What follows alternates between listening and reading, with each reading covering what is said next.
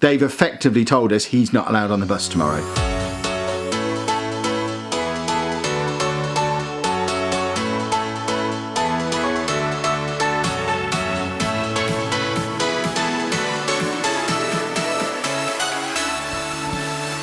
Hello folks and welcome to today's vlog.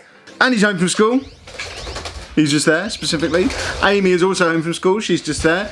Dave is terrorising her because she's got a bag of hula hoops, so he wants to eat those. But Andy being home from school is the most relevant thing to something I haven't done on a vlog for seems like ages. We've had a good run, but it seems school-based nonsense is back. Specifically, a school transport rant.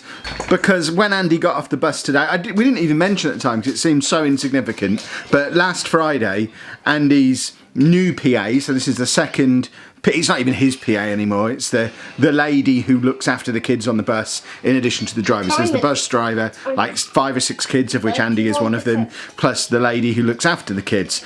She left on Friday. She gave Andy a little gift, some little chocolate coins. Wow. All was good. We didn't really think anything of it because she'd been absolutely great with him. The woman who was doing it before her was absolutely great. We had no issues with PAs last year or anything. So it didn't even really seem worthy of mention. And earlier this week, he went back to school fine with the new PA. Absolutely no problem at all.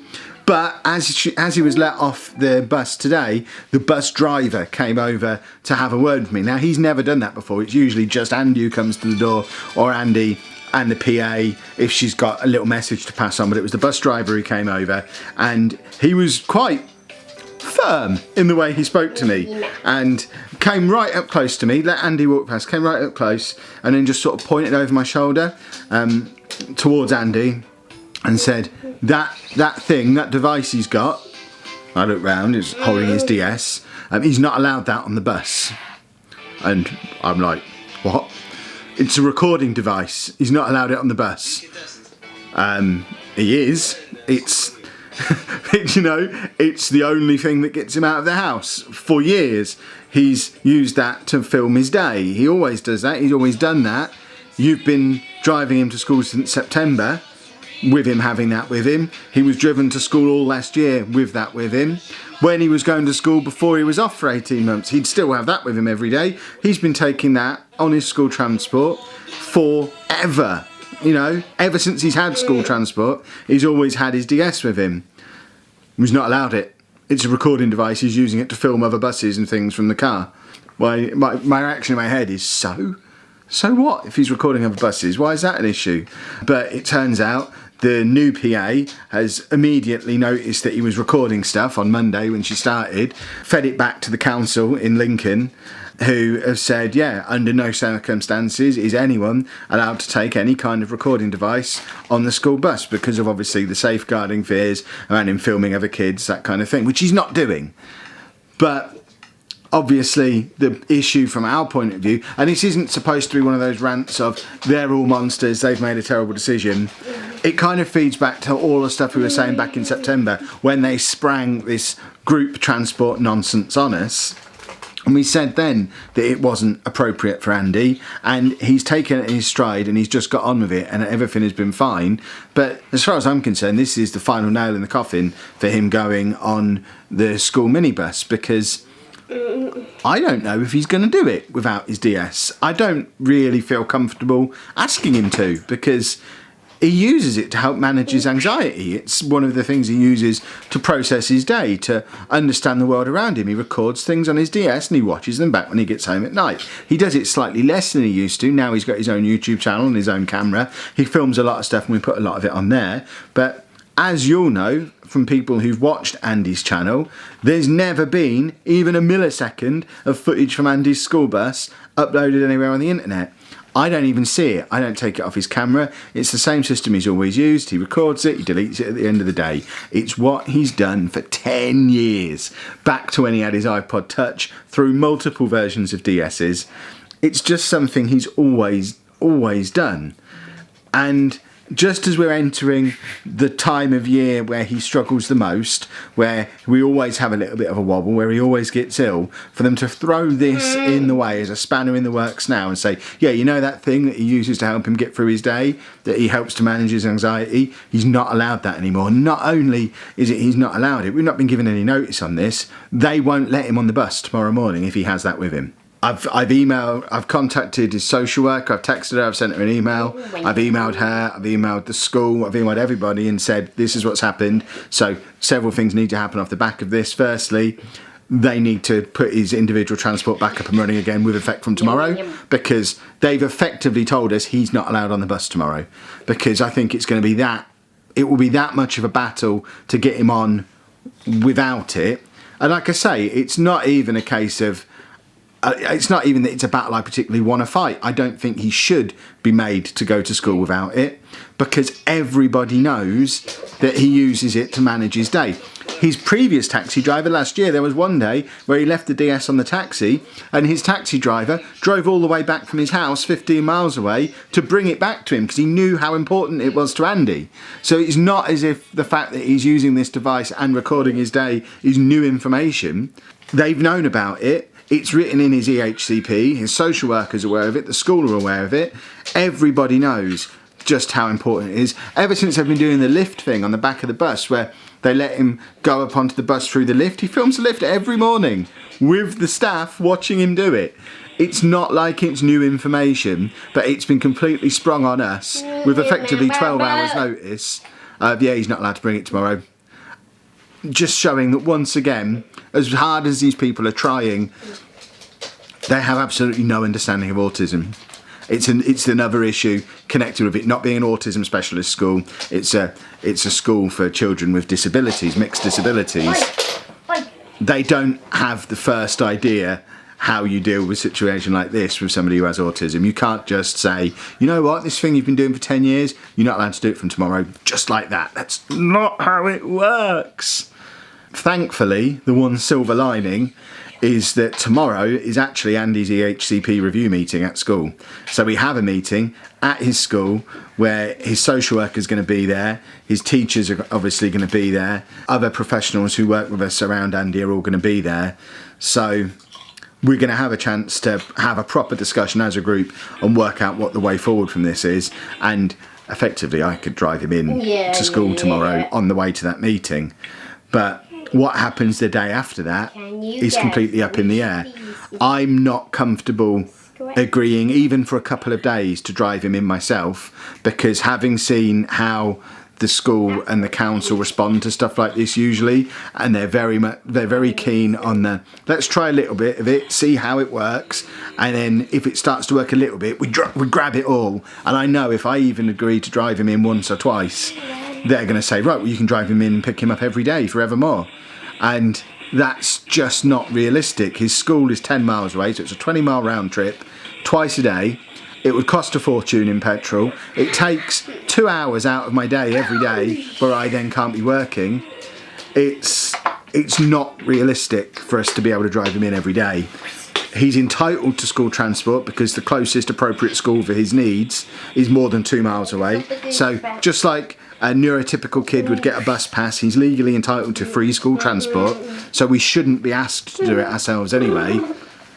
But as it is, he can't go on that school minibus anymore because they won't let him in a way that makes him comfortable. Wow. I don't think there is any music.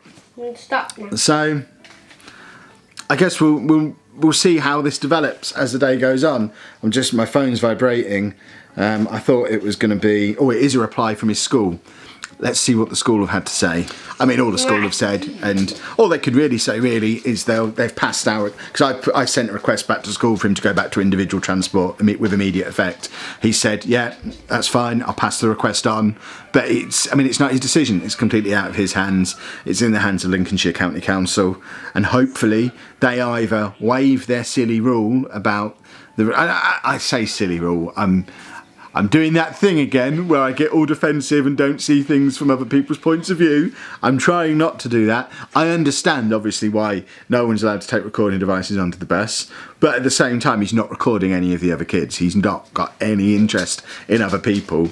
He's pointing this thing out the window, recording buses, or recording the lift as he gets onto the bus, and no one ever sees the footage but him, and he deletes it at the end of the day. So I don't think it's unreasonable to ask and expect them to make an exception for him. But if they're not willing to make an exception, hopefully they will be willing to reinstate his school transport, because I'm quite happy to go down the route of, well, it's an issue directly related to his anxiety. So therefore, if you refuse him individualised transport on the basis that he has anxiety, which is effectively what this would be, that would be discrimination against mental illness, in the same way as if a kid broke their leg and you said, right, you're not allowed on the bus anymore because you've got a broken leg. We don't like people who use crutches. You don't get on our bus. Obviously, they couldn't do that because it's discrimination. Equally, I'm quite happy to go down the route of, well, this is discrimination against someone who's got anxiety. It's not even an autism thing. It's an anxiety thing. It's how he processes his day. The way they've handled it obviously has issues related to autism, and the fact that they're not giving him the opportunity to adequately prepare for it, that's an autism thing. But the camera, the DS, that's absolutely an anxiety thing. It would be discrimination against a child with mental illness, and I have no issue with shouting that from the rooftops that anybody will hear. I've got previous for this, Lincolnshire County Council. Remember me? I'm back. We'll see how things develop. If I hear back from the social worker today, I'll let you know. Otherwise, I guess I'll have lots more to say about it on tomorrow's vlog, after we've been to his EHCP meeting, after we've seen if he goes, because, you know, we've had so many obstacles thrown in our way in the last year. It might be that he just agrees to the terms in the morning and doesn't take his DS and gets on the bus as normal, in which case that's brilliant. But like I say, I'm not going to force the issue. I'm not going to make him go without it, because I don't think that's fair because of what he's using it for. So we'll see how things develop. Unless I hear back from the social worker, we won't discuss this anymore today. So we'll see it. More to come. We'll see how this develops. Well, little update. Many hours later, then Anna's still not home, but she's contacted. I've let her know by text. She's obviously pretty stressed out about the whole situation. Like she said, Andy's been taking his DS to school with him for as long as he's had a DS, which was, I think he got his very first DS like a year before I met him, so we're going back 7 years of having a DS, and before that it was an iPod Touch. He's always had something to film the journey with, even going back to when they were living in Nottingham. It's mad that we now have to change without any notice, and that's the big thing. Thinking I'm a lot calmer now than I was when I recorded the first bit. I'm obviously still annoyed, but I can understand their point of view. I understand that it's not ideal to have someone sat on the bus filming, but the bit that gets me is that we've been told it with no notice at all. They've known he's been doing it for years. He's been getting home to school transport in Lincolnshire for 6 years now, and he's always had a DS with him, and he has always filmed, and it's never been an issue. It's been flagged up with us as an issue today, and tomorrow he has to change just like that, and it's the complete insensitivity to his needs. I can understand they need to take everybody's needs into account, and that's the usual comment I get when I make videos like this one of, Kev, the whole world can't revolve around you or Andy, you have to consider this, that or the other. But I get all that, but it should revolve around him a bit. His needs should be taken into account a bit. If they said to us, look, we know this has been going on for 6 years, but actually, strictly speaking, it's not legal, so when he comes back after the Christmas holidays, he's not going to be allowed to bring any recording devices with him on the bus. That gives us a month or 3 weeks of school to gradually wean him off it, prepare him for the fact he's not going to be able to take it, get a social story ready, really get him practice it. Maybe we could take him out at the weekend a couple of times without anything to film with, leave all the cameras at home, leave mine at home, get him used to being out and about in the world without a camera, and properly prepare him for it. And if we could do that, then we couldn't really have any complaints, and hopefully that'll be the middle ground we can get to when we have our meeting tomorrow. I think I'm kind of resigned to the fact I'm probably going to drive him to school tomorrow, and then fingers crossed we come to a resolution in the meeting that is something pretty much close to what I've just described, of we get some kind of grace period to wean him off it. And it can't just be well, you're not getting on the bus now. After 6 years in Lincolnshire, all his life of going to school, you can't just change it like that and expect 12 hours later for him to be on board with it, because like I said earlier when I was ranting, that's just not how autism works, and they should understand that. The school are frustrated, the social worker is frustrated. It's completely out of their authority to do anything about it, though. As much as I can be frustrated and they can be frustrated, none of us are the actual decision makers. The people making the decision are Lincolnshire County Council and the taxi company. The taxi company have already appealed through the council, apparently. All this has gone on. Again, it's another one of those things where communication has been the big issue. The fact that the bus driver said to me that he'd already appealed it with them and they'd said no. That means this has been going on for at least more than one day.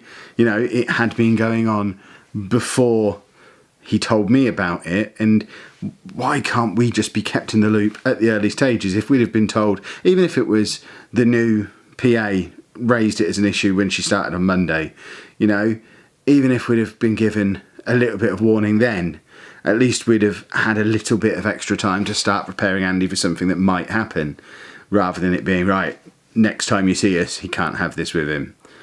And it's just, everyone is very quick to say how much they understand, how much they like Andy, how much they understand him, you know, how much they want to support him, until it gets to the part that's slightly beyond where their understanding is, and then they go back to their old ways and they don't understand at all, and they don't want to try to. It's so frustrating. I don't want to go on about it too much. Let's wait and see how the meeting goes tomorrow. Obviously, this is going to be a to be continued. We've got the meeting tomorrow. We'll see how that goes. But as it stands right now, okay, I mean, it's been a while. Like I said at the start of the video, it's been a long time since we've had any drama. I guess we've got a bit of drama, and we'll see how it resolves itself. The absolute worst case scenario, though, is I think this is all in my head, but I can feel my gland on this side is slightly swollen. I think I'm probably coming down with something. If I'm coming down with something, that means Andy's probably going to get it. And if he gets poorly at the same time as this is going on, as we go from November into December, then I think that's going to be enough trigger points to set off the normal December, January issues that we have. It's the worst time that they could mess with anything. But fingers crossed, we won't hit that worst case scenario. We'll find out more tomorrow, I guess. If you've enjoyed that video, and it's a weird video to ask if you've enjoyed it, but let's put it this way, if you want to support the channel, leave a thumbs up on there, because it does help. It makes a big difference. If the more thumbs ups we get, the more visible videos are, the more new people come to the channel, and you know, it all helps. It all builds in the right direction. Subscribe to the channel for more daily vlogs, and of course to find out how this story particularly turns out later in the week. And thank you very much for watching.